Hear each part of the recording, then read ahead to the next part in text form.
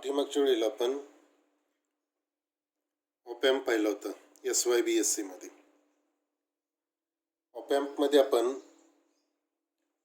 Operational amplifier म्हणजे काय ते पाहिलं होतं. त्याच्यानंतर त्याचे काही पॅरामीटर्स पाहिले होते, त्याची पिन डायग्राम पाहिली होती, त्याचा सिम्बॉल पाहिलेला होता. ऑपॅम्प इन्व्हर्टिंग आणि नॉन इन्व्हर्टिंग ॲम्प्लिफायर म्हणून कसं वापरायचं हे पाहिलेलं होतं SYBSC मध्ये. आणि 2 ॲप्लिकेशन्स पाहिली होती, ॲडर आणि सबस्ट्रॅक्टर. TYBSC मध्ये आपल्याला याच्या पुढचे ॲप्लिकेशन्स पाहिजे. तर त्याच्या अगोदर ऑपॅम्प जो असेल तर त्याचा सिम्बॉल जो आहे तो कशा पद्धतीने तुम्ही पहिल्यांदा सांगतो. ऑपॅम्पचा सिम्बॉल जो असेल तर तो या पद्धतीनं राहतो. या पद्धतीने एक ट्रायंगल काढलेला असतो. हे मायनस, हे प्लस. हे जे टर्मिनल असेल त्याला इन्व्हर्टिंग इनपुट्स म्हणतात. Inverting input. हे जे टर्मिनल आहे त्याला म्हणतात नॉन इन्व्हर्टिंग इनपुट.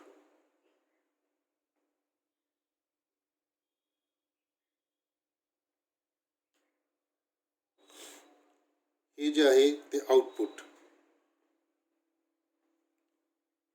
याचे पिन नंबर जे ते 2 नंबर असतं इन्व्हर्टिंग इनपुट, 3 नंबर असतं नॉन इन्व्हर्टिंग इनपुट, 6 नंबर असतं आउटपुट.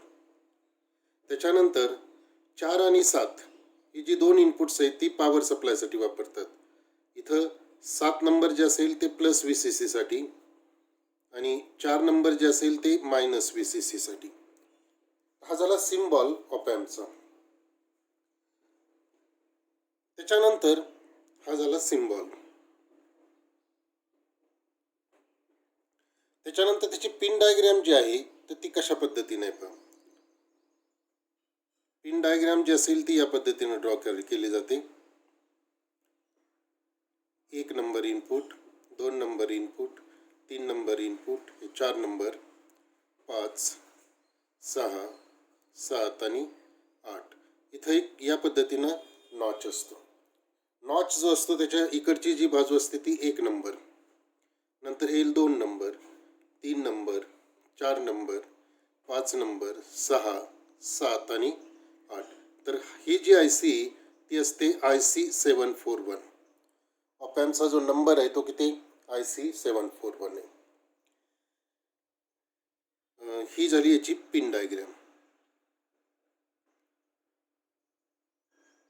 त्या पिन डायग्राम मध्ये काय असतं, 2 आपण काय म्हटलंय इन्व्हर्टिंग इनपुट, 3 नंबर जे असेल ते आपण काय म्हटलेलं आहे नॉन इन्व्हर्टिंग इनपुट. त्याच्यानंतर 6 नंबर जे असेल ते घेतलेलं आहे आपण आउटपुट म्हणून, 7 number plus VCC, 4 number minus VCC. हे जे 2 इनपुट्स आहेत 1 आणि 5 ह्याच्यामध्ये दाखवलेले नाहीत, पण हे कशासाठी वापरतात तर ऑफसेट नलसाठी, ऑफसेट नल अरेंजमेंटसाठी वापरतात. हे आपण SY मध्ये पाहिलेलं आहे की ऑफसेट नल म्हणजे काय. तर ऑफसेट नलसाठी वापरले जातात. आणि 8 नंबर जे असेल ते कुठंच कनेक्टेड नसतं म्हणून त्याला नॉट कनेक्टेड म्हटलेलं आहे. तर हे झालं सिम्बॉल, ही झाली त्याची पिन डायग्राम. आता जे आपल्याला ॲप्लिकेशन पाहायचं आहे ते जे ॲप्लिकेशन आहे ते आहे इंटिग्रेटर. इंटिग्रेटर. आता हे ॲप्लिकेशन कशा पद्धतीने केलं जातं पहा. इंटिग्रेटर कशाला म्हणायचं ते पहा. A circuit in which the output voltage waveform is the integral of the input waveform is called as a integrator. म्हणजे याची डेफिनेशन जर केली तुम्ही तर ती या पद्धतीने येते. A circuit in which the output voltage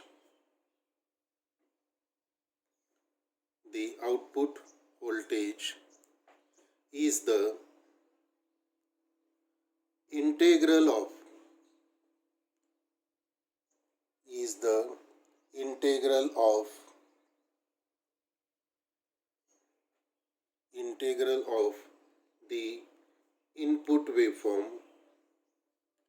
the input waveform is called integrator. is called an integrator or integration amplifier. आता हे सर्किट कशा पद्धतीने तयार केलं जातं पहा. Such a circuit is obtained by using basic inverting amplifier configuration if the feedback resistor RF is replaced by a capacitor CF. म्हणजे काय ते पहा. आता पहिल्यांदा हा डायग्राम कशी ड्रॉ करायची पहा. हा ऑप एम्पचा सिम्बॉल मायनस प्लस, बरोबर आहे. आता पहा इंटेग्रेटर ज्या वेळेला आपण घेतो त्यावेळेला तो जो असतो तो मोड जो असतो ऑप एम्पचा तो असतो इन्व्हर्टिंग ॲम्प्लिफायर. म्हणजे इनपुट जे असेल हेवी इनपुट जे असेल ते काय करायचं इथं इन्व्हर्टिंगला जोडायचं. पण कशा थ्रू थ्रू इनपुट रेजिस्टर. म्हणजे हा जो रेजिस्टर असेल तो काय असेल आर आय असेल. Input voltage is applied to the inverting terminal through input resistor R I. Non inverting input is grounded. म्हणजे हे नॉन इन्व्हर्टिंग टर्मिनल काय करायचं ग्राउंड करायचं. हे जे असेल ते तुमचं आउटपुट असेल. इथं आपण V0 म्हणून आउटपुट.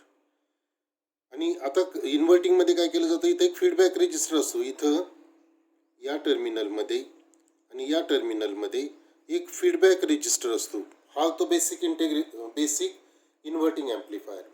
जर तुम्हाला इंटेग्रेटर बनवायचा असेल तर बेसिक इन्व्हर्टिंग ॲम्प्लिफायर घ्यायचा आणि इथला जो फीडबॅक रेजिस्टर असेल तो फक्त रिप्लेस करायचा. तो कशाने रिप्लेस करायचा तर फीडबॅक कॅपॅसिटरने. म्हणजे इथं फक्त रेजिस्टरच्या ऐवजी आपण काय केलेलं आहे कॅपॅसिटर घेतला. आणि हा जो कॅपॅसिटर असेल त्याला म्हणायचं CF जो असेल तो काय असेल फीडबॅक कॅपॅसिटर असेल. आपण इथं इनपुट व्होल्टेज दिलं आहे. इथं जे असेल हे नॉन इन्व्हर्टिंग टर्मिनल ग्राउंड केलेलं आहे. आउटपुट जे असेल ते काय केलं आहे feedback to the inverting input via feedback resistor. हा CF आहे.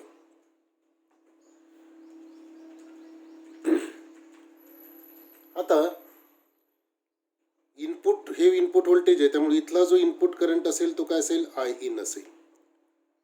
आता हा जो करंट इनपुट करंट असेल तो इथं गेल्यानंतर दोन पाथमध्ये जाईल. एक करंट आतमध्ये जाईल आणि आतमध्ये जो करंट जाणार आहे त्याला आपण IB असं म्हणू आणि इकडं जो करंट जाईल त्याला आपण IF असं म्हणू फीडबॅक करंट.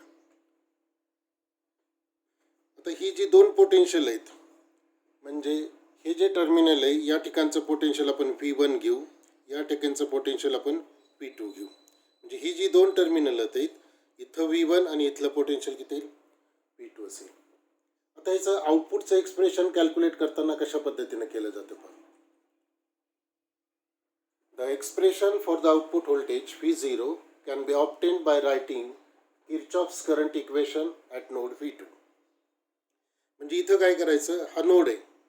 नोड म्हणजे काय ज्या ठिकाणी दोन ब्रांचेस एकत्र येतात त्याला आपण नोड असं म्हणतो. इथं किर्चॉफ्स करंट लॉ लिहायचा. येणारा करंट कोणता इनपुट करंट आहे तो कोणत्या मार्गे जातो दोन याच्यात स्प्लिट होतो. एक IB आणि दुसरा असेल IF मध्ये. म्हणजे इनपुट करंट जो असेल IN इज इक्वल टू हा करंट इथं येणारा करंट हा जाणार आहे IB आणि इकडचा करंट IB असं म्हणू.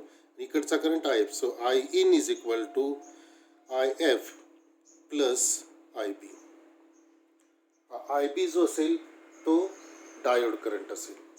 आता या ठिकाणी हा ऑप एम्प आहे.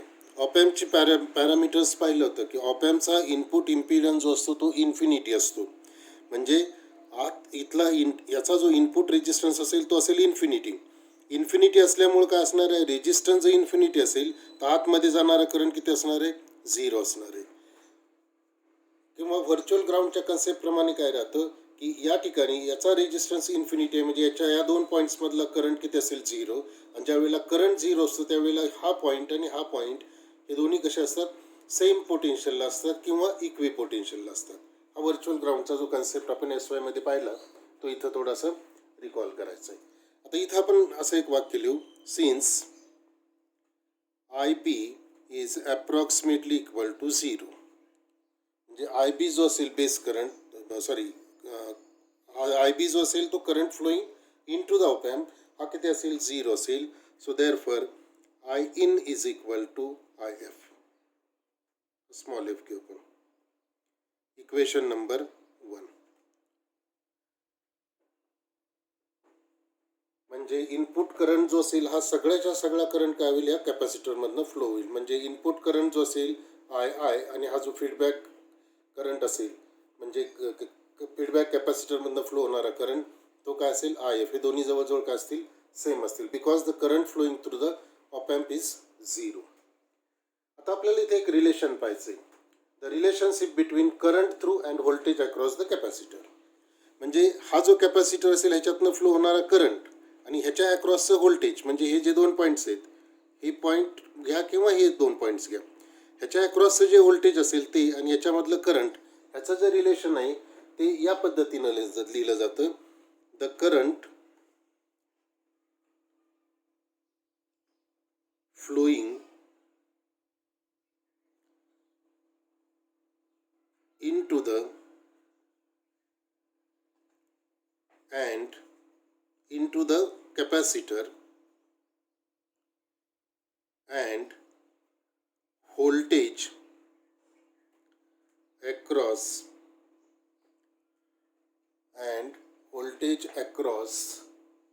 the capacitor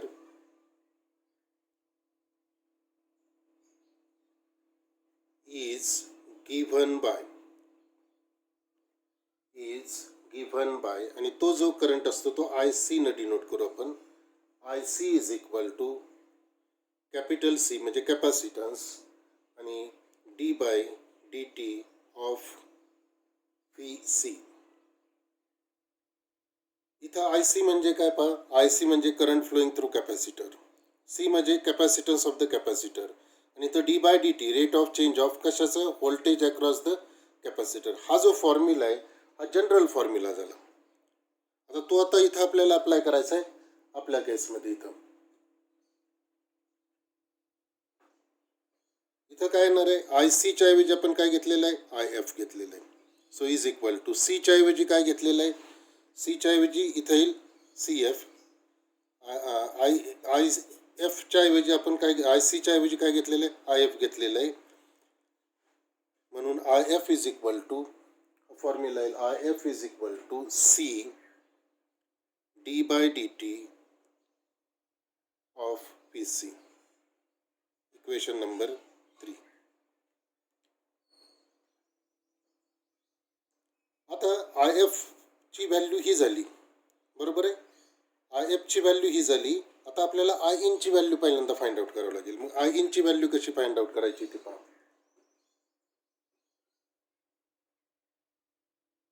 IN is equal to input current जो असेल तो इनपुट करंट ज्यावेळेस तुम्ही कॅल्क्युलेट करता त्यावेळेला IN बरोबर काय करणार आहे, याच्यामधला करंट काढता या रेजिस्टन्समधला. म्हणजे काय करायचं, ह्या दोन्हीमधला potential difference divided by resistance. Formula आहे पण V is equal to IR. So I is equal to V divided by R. हा फॉर्म्युला आहे. V is equal to IR. So I is equal to V divided by R. म्हणजे इथं जर तुम्ही IN जर काढायचं झालं तर ते हे IN जे असेल तर ते कॅल्क्युलेट करताना काय करायचं, फॉर्म्युला आहे पण P in minus V2 divided by R आहे. Potential difference divided by resistance. So is equal to P in minus V2 divided by RI divided by RI. हा झाला. बट आता दुसरा आणखी एक कन्सेप्ट पाहायचा आहे. आता हा जो दुसरा कन्सेप्ट आहे तो कोणता, की हे V1 आणि V2 दोन्ही कसे आहेत सेम आहेत. कारण का व्हर्च्युअल ग्राउंडमुळं. म्हणजे ऑपॅम्पचा इनपुट इम्पिडन्स इन्फिनिटी असल्यामुळं आज जाणारा करंट 0 असेल. म्हणजे ह्या दोन टर्मिनलमधला करंट 0 आहे. याचा अर्थ हे जे दोन पॉईंट्स असतील ते इक्वी पोटेन्शियल असतील. आणि म्हणून आपण इथं लिहिणार आहे but P1 is equal to P2. हा कशामुळं, virtual ground concept. Virtual ground concept. But P2 is equal to 0. पण इथं but P1 is equal to 0 कारण V1 0 आहे त्यामुळे V2 सुद्धा किती असणार आहे 0 असणार. इथं पहा V1 0 आहे त्यामुळे हा V2 सुद्धा काय असेल 0 होईल. But V1 is equal to 0 therefore V2 is also equal to 0. आणि मग ही 0 व्हॅल्यू कशात सबस्टिट्यूट करायची, याच्यामध्ये. आणि मग इक्वेशन जे होईल तयार ते या पद्धतीनं होईल. So therefore I in is equal to P in divided by RI. Equation number 4. हे झालं इनपुट करंट. आणि मगाशी कॅपॅसिटर मधला करंट कशाने आपण डिनोट केलाय, IF ने डिनोट केलाय. IF is equal to C d/dt of VC. हा करंट केला. आता हेच व्हॅल्यू लिहू. सो इज इक्वल टू, हा सी तसाच राहील. सीच्या ऐवजी काय घेतलंय आपण, CF घेतलंय. CF d/dt ऑफ VC म्हणजे काय, तर इथं पहा, VC म्हणजे कॅपॅसिटरच्या अक्रॉसचं व्होल्टेज. कॅपॅसिटरच्या अक्रॉसचं व्होल्टेज म्हणजे इथलं व्होल्टेज आहे V2, इथलं व्होल्टेज आहे V0. त्यामुळं जर करंट काढायचा झाला तुम्हाला, तर हे जे व्होल्टेज येईल ते काय येईल, इथं येईल V2 आणि इथं येईल V2 मायनस V0. आणि म्हणून व्होल्टेज अक्रॉस कॅपॅसिटर हे जे येतं ते येतं V2 minus V0. V2 minus V0. इथं V0 हे आउटपुट व्होल्टेज आहे. But V2 is equal to 0. मगाशी जो कन्सेप्ट आपण वापरला की व्हर्च्युअल ग्राउंडमुळं V2 ची व्हॅल्यू किती येते, 0 येते. So therefore IF is equal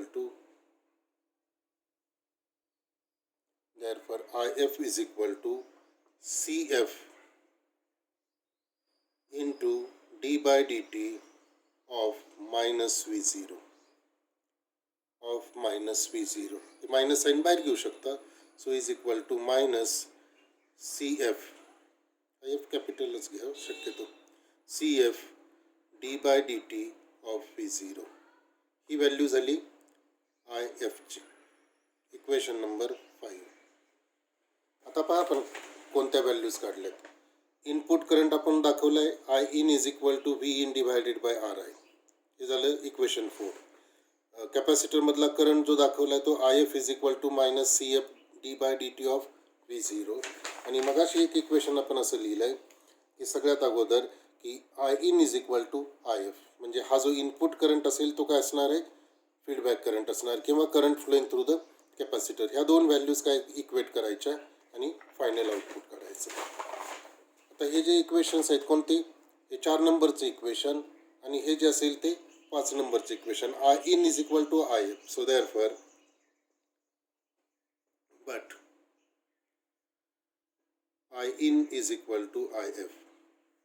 त्या व्हॅल्यू सबस्टिट्यूट करा.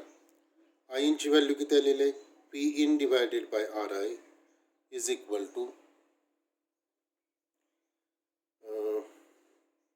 Minus CF d/dt of V0. मग हेच इक्वेशन थोडं आपल्याला हे इक्वेशन काय करायचं आहे, रिराईट करायचं. किंवा आपण असं करू शकतो,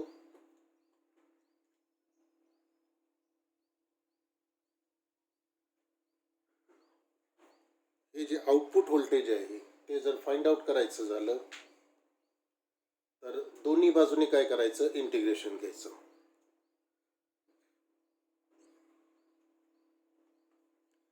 the output voltage can be obtained, output voltage can be obtained by integrating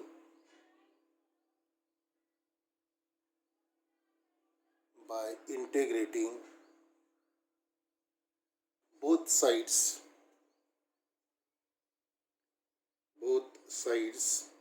with respect to time. हे इक्वेशन कसं येईल, integral P in divided by RI into dt is equal to, minus sign इंटिग्रेशनच्या बाहेर येईल,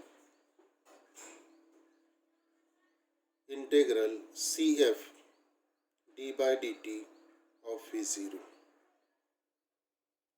आता time जो असेल तो कुठून कुठपर्यंत घ्यायचा आहे, 0 पासून T पर्यंत. इथं सुद्धा काय 0 पासून T पर्यंत. सो इज इक्वल टू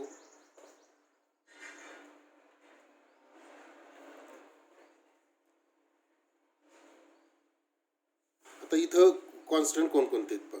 हा आर आय कॉन्स्टंट आहे, बरोबर आहे, आणि हा जो सी एफ असेल हा कॉन्स्टंट आहे. तर हा इंटिग्रेशन साईनच्या बाहेर येईल, बरोबर आहे. म्हणजे हे इक्वेशन आपण जर या पद्धतीने केलं, is equal to minus C F integral 0 to T D by D T of V zero. आणि इकडं काय येणार आहे, ही लेफ्ट साईड तशीच राहील, 0 to T P in divided by R I into D T. आता आपल्याला माहिती आहे की इंटिग्रेशन आणि डेरिव्हेटिव्ह हे अपोजिट फंक्शन्स आहेत. म्हणजे तुम्ही जर या डेरिव्हेटिव्हचं इंटिग्रेशन केलं तर फक्त काय येईल, इथं व्ही झिरो येईल. म्हणून इथं जी व्हॅल्यू येईल ती मिळेल minus C F into V zero, आणि इकडं मात्र होईल 0 to T P in divided by R I into D T. आपल्याला आउटपुटची किंमत काढायची. So output is equal to, हे व्ही झिरो तसंच ठेवलं ते इकडे घेऊ आपण, इज इक्वल टू हे मायनस साईन इकडे जाईल आणि इथं सी एफ मल्टिप्लाय तो इथं गेल्यानंतर काय होईल, डिनॉमिनेटरमध्ये जाईल. So 1 divided by C F, आणि हा आर आय डिनॉमिनेटरला आहे, हा कॉन्स्टंट आहे त्यामुळे तो इंटिग्रेशन साईनच्या बाहेर घ्या. म्हणजे इथे येईल R I C F into 0 to T in P in into D T. तर हे जे इक्वेशन आहे प्लस काय येईल, कॉन्स्टंट ऑफ इंटिग्रेशन. म्हणजे या ठिकाणी कॉन्स्टंट ऑफ इंटिग्रेशन येईल.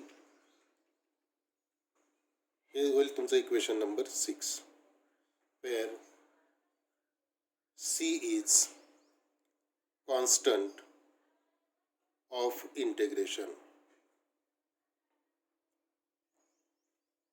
C is constant of integration. आता इथं काय होते पण आउटपुट व्होल्टेज जे असेल इज डायरेक्टली प्रोपोर्शनल, कारण हा कॉन्स्टंट आहे. So output voltage is directly proportional to integral of input voltage. आणि म्हणून हे जे सर्किट आहे त्याला काय म्हटलं जातं, इंटिग्रेटर म्हटलं जातं. जर कॉन्स्टंट ऑफ इंटिग्रेशन आपण 0 घेतला या ठिकाणी तर इक्वेशन येईल V zero is equal to minus 1 upon R I C F into integral 0 to T P in into D T. तर हे फायनल एक्सप्रेशन होईल तुमच्या इंटिग्रेटरचं, इक्वेशन नंबर 7. तर इथं काय येतं की output voltage is directly proportional to 1 upon R I C F times integral of input voltage. आणि म्हणून हे जे सर्किट आहे त्याला काय म्हटलेलं आहे, इंटिग्रेटर म्हटलं आहे. आता याच्यामध्ये काय केलं जातं की आपल्याला माहिती आहे की साईनचं इंटेग्रल काय, कॉस आहे. त्यामुळे जर तुम्ही या ठिकाणी इनपुटला व्ही इन जर तुम्ही साईन वेव्ह दिली, म्हणजे व्ही इनपुट जर व्होल्टेज हे साईन वेव्ह असेल तर आउटपुट व्होल्टेज हे काय तर कोसाईन येईल. म्हणजे इथं कोसाईन वेव्ह जी असेल ती या पद्धतीने येईल, म्हणजे ही जी येईल ती कोसाईन येईल आणि इथं काय येईल, साईन वेव्ह. म्हणजे जर साईन वेव्ह दिली तर इथं काय येणार आहे, कोसाईन वेव्ह येणार आहे. किंवा जर तुम्ही एक मिनिट, इथं हे जे याची फेज बदलेल कारण इथं मायनस आहे. हे मायनस का आलं तर आपण इनपुट कुठं जोडलेलं आहे, इन्व्हर्टिंगला. त्यामुळं कोसाईन वेव्ह अशी न येता ही जी कोसाईन वेव्ह असेल ती या पद्धतीने येईल. म्हणजे त्याच्यामध्ये काय असेल 180 डिग्री फेज शिफ्ट असणार आहे. इंटिग्रेटरच्या इनपुटला साईन दिलं, आउटपुटला कोसाईन येईल. किंवा जर तुम्ही या पद्धतीनं सिग्नल दिला, या पद्धतीनं रेक्टँग्युलर वेव्ह जर दिली तर आउटपुटला जी वेव्ह येते ती जी वेव्ह येते ती येते ट्रायंग्युलर. म्हणजे ती वेव्ह या पद्धतीने येईल. आउटपुटची जी वेव्ह असेल ती या पद्धतीने येईल. म्हणजे ही जर तुम्ही इथं रेक्टँग्युलर वेव्ह दिली तर आउटपुटला तुम्हाला कोणती वेव्ह मिळेल, ट्रायंग्युलर वेव्ह मिळेल. तर अशा पद्धतीनं काय केलं जातं, हे ऑप एम्प वापरून इंटिग्रेशन ॲम्प्लिफायर किंवा इंटिग्रेटर तयार केला जातो. तर याचं डेरिव्हेशन जे आहे ते व्यवस्थित तुम्ही करून पहा. याच्यानंतर पुढचं जे ॲप्लिकेशन आहे डिफरन्शिएटर ते आपण नेक्स्ट लेक्चरला घेऊ. तर आज इथं थांबू. थँक्यू.